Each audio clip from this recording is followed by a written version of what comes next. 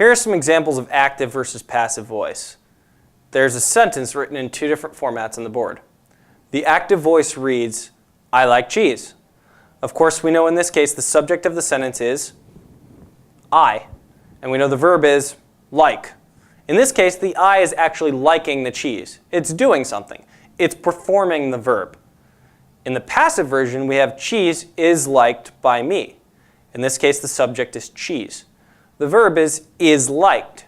Is would be called a linking verb. In this case, the subject, cheese, is not actually doing anything. Something's happening to it. So it's the subject of the sentence, but it's a passive subject. Of course, we know that the more concise, or the shorter way of writing things, is to use the active voice, and it gets the point across faster. And you always want to use the active voice. Now, I understand you're trying to fill 2 pages, but passive voice looks a bit sloppy when you're writing. So make sure that you use the active voice instead of the passive voice. This is something that's important for all the schooling that you'll do throughout the rest of your life. Teachers care about this, so write in active voice. It explains more. It communicates more.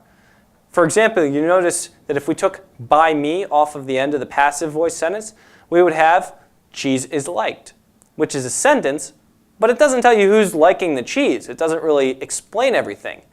Whereas I like cheese tells you who likes the cheese immediately. Passive voice allows you to avoid blame. Mistakes have been made. By who?